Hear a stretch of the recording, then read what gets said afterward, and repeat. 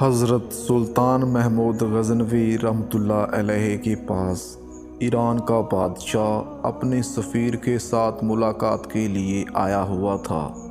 سارا دن سلطنت کے امور پر تبادلہ خیال میں گزر گیا۔ رات کے کھانے کے بعد ایرانی بادشاہ اور سفیر کو مہمان خانے میں آرام کرنے کی غرض سے بھیج دیا گیا۔ سلطان محمود غزنوی رحمۃ اللہ علیہ خود بھی مہمان خانے میں ہی ایک الگ خیمہ نما کمرے میں ٹھہرے تاکہ مہمانداری میں کوئی کمی نہ رہ جائے۔ تقریباً نصف رات کے بعد سلطان نے اپنے خیمہ کے باہر کھڑے غلام کو آواز دی، حسن! اس نے پانی کا لوٹا اور خرمچی اٹھائی اور خیمہ میں داخل ہو گیا۔ ایرانی بادشاہ بڑی حیرت سے اپنے خیمہ کے پردے سے یہ منظر دیکھ رہا تھا اور ساتھ ہی ساتھ سلطان محمود غزنوی رحمۃ اللہ علیہ کے غلام حسن کا باہر آنے کا منتظر بھی تھا۔ جیسے کوئی سوال اس کو بے چین کیے ہوئے تھا۔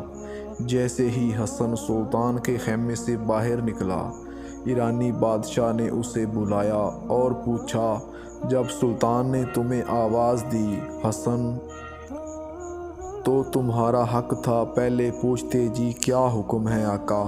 تم بنا پوچھے ہی پانی کا لوٹا اور خرمچی لے کر سلطان کے خیمے میں چلے گئے ہو سکتا ہے سلطان کو کسی اور چیز کی طلب ہو۔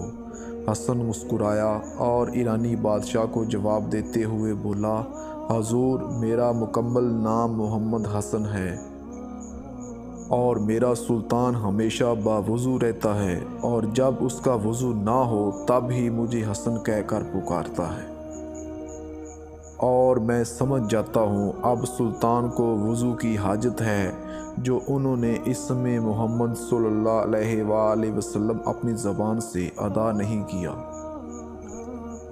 آج تک میرے سلطان نے بغیر وضو کے مجھے محمد حسن کہہ کر نہیں پکارا۔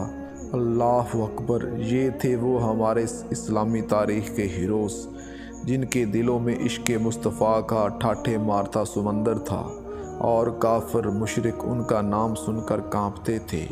جب تک مسلمان بادشاہوں کے ہاتھوں میں قرآن و حدیث اور صوفیاء کا دامن تھا، تب تک ان کا غلبہ بھی تھا۔